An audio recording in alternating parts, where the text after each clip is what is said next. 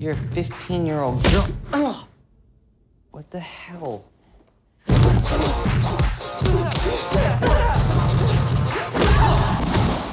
Oh, God. Welcome to What the Flick, everybody. Ben Mankiewicz, Alonso, Duralde, Christy, Lemire. 4 movies this week, and we'll begin with Kick-Ass 2, which I'm fascinated by because I clearly had a very different reaction to it because I didn't see the original. Alonso.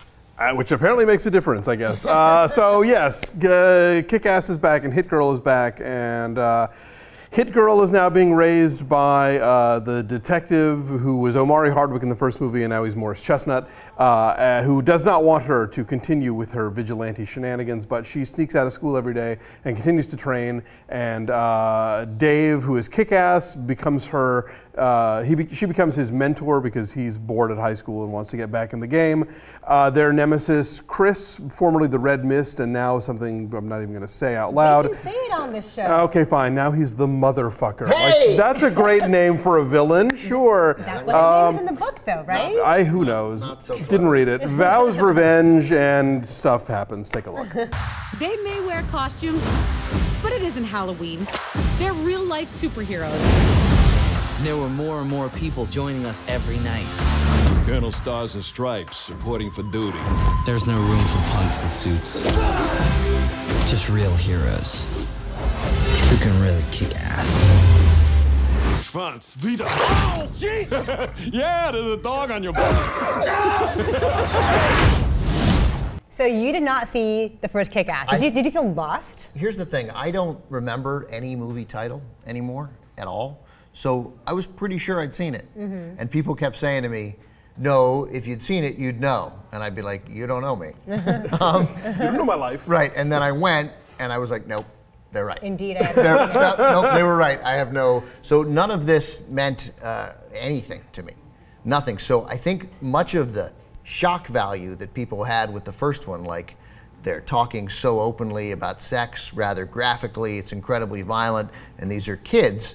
Like, I was taken in a little bit by the, who is this movie for? Yeah. Like, is this for teenagers? But they can't because they're using the word cunt, you know, and they're having sex in a bathroom stall. 14-year-old boys, I think. Right, but it was so R-rated. It's so R. Right, you know. And they never get into see R-rated movies. Never, because it's the law. I saw Fame when I was like 7. It's so wrong. So I was taken in by that, and then so I kind of laughed, and to me, I guess what was so like, because you guys liked the first one, right? A lot.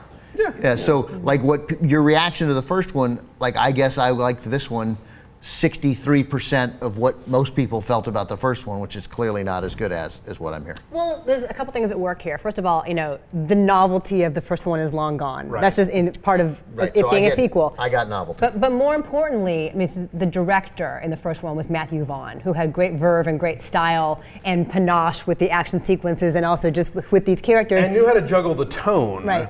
Which is tough because it is really profane and it is really shocking, but they're also kids. And this one is Jeff Wadlow, who done a couple of movies. Matthew Vaughn picked him because he produced it. Matthew Vaughn produced it and handpicked this director like 18 months ago when he knew he wouldn't have time to do Kick-Ass 2. And it's all the shaky cam. It's all up in your face and like, no. So you can't even possibly fathom what it is that they're doing. It's probably very intricate and probably very complex choreography, but it's just like that fallback that so many directors go to with action sequences is like, it just isn't up the energy, it's just chaotic. And because these movies are doing something that's so daring and provocative, you have to handle it just right or it just becomes ugly and smutty and stupid, and this movie is ugly and smutty and stupid, whereas the first one was at least kind of clever and sort of rode that line of offensive, not offensive, you know, and did things that were audacious and beyond the pale, but carried them off. And you know, if you have the right sense of humor and the right, you know, sense of what you're doing as a filmmaker, you can totally take the really edgy material and deliver it. And this guy does not know how to do that. Yeah, it was tonally confusing. And there's just too much shit going on here. Yeah. Because you have the entire Justice Forever group led by Jim Carrey, and then you have the entire bad guy group led by the motherfucker. And it's like too many people, too many subplots, and when it's in its quiet, relatable moments, like when Chloë Grace Moretz is navigating high school and the Mean Girls, that worked better for me. That was a nice little 26-minute TV episode inside the movie. But even that climax is so ridiculously. The climax is ridiculous, but the fact that she doesn't long to be among the cool girls, the fact that she navigates it all on her own terms and gets her revenge on her own terms, I liked a lot because she stays true to herself. That's that part was arguably good. the best thing in the movie, probably, I would say. And Jim Carrey. Do you think Nick Cage has to does he get paid? For his photo? For his photos? Yeah, I'm always curious about stuff like that. So, yeah, now Jim Carrey, who then refused to do publicity for it because of the gun violence, which is odd because there isn't that much gun violence. There's tons of other violence, but it's not a particularly prolifically gun violent-y movie. And I was reading Matt Singer yesterday, and I guess it's a very interesting point. Did Carrey look at the movie and be like, I don't want any part of this, and I'm going to use gun violence as my out to distance myself from it? One thing that's so strange, though, is that there's a kind of crucial plot point that he carries a handgun with him at all times, but it's not loaded. Not loaded, yes. But I think it's interesting because he's not the one actually firing any shots in this movie, Yeah, but so a 15-year-old girl is, and that bothers him. Yeah, I don't know. But I did not recognize him at all. I'm still dubious that it was Jim Carrey. I think he's great in this, yeah. I think he is good, but he looks different, he sounds different. There are a couple of facial expressions under a mask where I thought, okay, because I know this is the only guy in the movie who could be Jim Carrey, it must be Jim Carrey, therefore I will decide that that's a Jim Carrey facial expression. One thing that I kind of like about this movie is that it takes these people who want to be superheroes or want to be supervillains and makes them look like cosplayers. So they don't look like movie superheroes where it's all clearly, perfectly fitted and everything is, aerodynamically sound. I mean, it looks like people who threw together a costume in their garage. So at the end, when the two big groups come in battle, it looks like a melee at Comic-Con as opposed to a superhero-supervillain battle, which is what it's supposed to look like a melee at Comic-Con. And so it gets that line right. Yeah, they got some things right. I thought that John Leguizamo was very good, funny, very funny, and I think it was a mistake.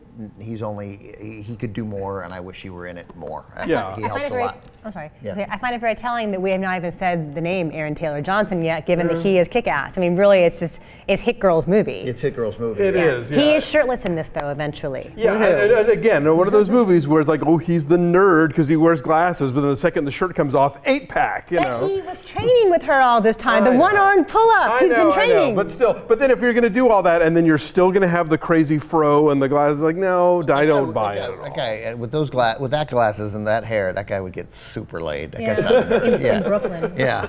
Oh, by the way, and I also, Matt mentioned this, and I don't want to seem like I'm stealing, the worst New York in the history of New York that wasn't New York in movies. It's totally Toronto. You can see Young Street on some of the signs. Yeah. I mean, but there's no moment that looks like New York when she's driving and getting away, and then the suburban neighborhoods. We got NYPD. Brooklyn, and it's like these rolling lawns. Like, what? NYPD cops, there's a scene where a bunch of cops get killed, and they drive into a subdivision in Iowa. I mean, it's just, or Orange County. I mean, it's the least New York looking. Muncie, Indiana. Yeah, it's crazy. Not right at all. So, all right, I gave it a 4. You gave it a 4. Look, I gave it a 5.8 because I was really struck by how different it was that we had these kids talking this way, and I thought they handled some of it well, most of it not. I assume that once I see the original, I will come back and lower my score on this one. What did I get? 2.8? 2.8. 2.8. Yeah, I'm sorry. This movie, it's a mess. It is boring, which is